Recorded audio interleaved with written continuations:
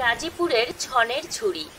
আপনি কি জানেন গাজীপুরের ফেলনা ছন দিয়েই তৈরি হচ্ছে এমন ঝুড়ি যা এখন যাচ্ছে ভারত, ইতালি আর জার্মানিতে।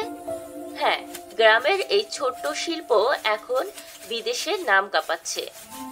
একসময় যে ছন শুধু ঘরের চাল ঢাকতে ব্যবহার হতো, আজ সেই ছন দিয়েই মানুষ আয় করছে বৈদেশিক মুদ্রা। একদিকে বিদেশে রপ্তানি হচ্ছে আকর্ষণীয় ঝুড়ি, অন্যদিকে গরিব ও বেকার মানুষ পাচ্ছে কাজের সুযোগ। এই উদ্যোগ বদলে দিচ্ছে গ্রামীণ অর্থনীতি। আজ আমি আপনাকে জানাবো এই ঝুড়ি তৈরির পুরো ধাপ, মান বজায় রাখার উপায়, সাধারণ ভুলগুলো এবং সেগুলোর সঠিক সমাধান। শেষে থাকছে কিছু বাস্তব পরামর্শ যা অনুসরণ করলে আপনিও এই শিল্পের অংশ হতে পারেন। প্রথম ধাপ, উপকরণ প্রস্তুতি। ভালো মানের শুকনো ও পরিষ্কার ছন বেছে নিতে হবে। খারাপ ছন ব্যবহার করলে ঝুড়ির গঠন ভেঙে যায়। তার সঙ্গে লাগবে কিছু প্রাকৃতিক সুতা, কাঠের বৃত্ত আর কিছু সহজ হাতের যন্ত্র। দ্বিতীয় ধাপ, বেজ তৈরি। ছন সামান্য ভিজিয়ে নিয়ে নরম করে নিন। তারপর রিং বা কাঠের ছাঁচে বেজ তৈরি করুন। বেজটাই নির্ধারণ করবে ঝুড়ির শক্তি ও আকৃতি। তৃতীয় ধাপ, বোনা ও ওভেন প্রক্রিয়া।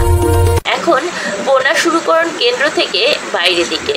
টেনশন যেন একরকম থাকে।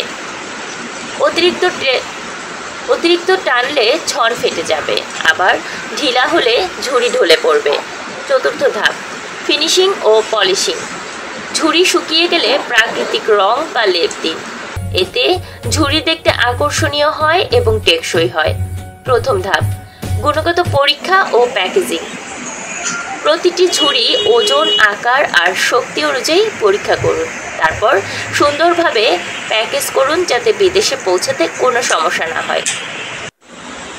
প্রথম ভুল, খুব ভেজা বা খুব শুকনো ছন ব্যবহার করা, এর ফলে বুনন ভেঙে যায়। সমাধান, মাঝারি আর্দ্র ছন ব্যবহার করুন। সূর্যের আলো ও ছায়া দুইয়ের মিশ্রণে শুকান। দ্বিতীয় ভুল, টেনশন একরকম না রাখা। সমাধান, প্রতিটি শাড়ির পর টেনশন চেক করুন। প্রয়োজন হলে ছোট টেমপ্লেট ব্যবহার করুন। তৃতীয় ভুল, ফিনিশিংয়ে অবহেলা করা। সমাধান, অন্তত দুবার পলিশ দিন এবং প্রতিবার শুকানোর জন্য পর্যাপ্ত সময় রাখুন। এই শিল্পে টিকে থাকতে হলে মান বজায় রাখা সবচেয়ে জরুরি। নিয়মিত নতুন ডিজাইন শিখুন, অনলাইন মার্কেটে প্রোফাইল খুলুন, আর পারলে কয়েকজন মিলে ছোট কোঅপারেটিভ গঠন করুন। তাহলে খরচ কমবে, লাভ বাড়বে।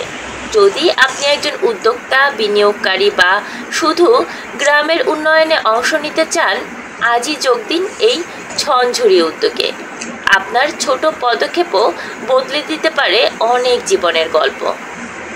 গাজীপুরের ছন, মানুষের হাত আর তাদের পরিশ্রম, এই তিনের মিশ্রণেই তৈরি হচ্ছে এক অনন্য সাফল্যের গল্প। একটা সাধারণ ঝুড়ি এখন হয়ে উঠেছে বৈদেশিক রপ্তানির প্রতীক। গর্ব হোক বাংলাদেশের, স্থানীয় থেকে গ্লোবাল পর্যন্ত।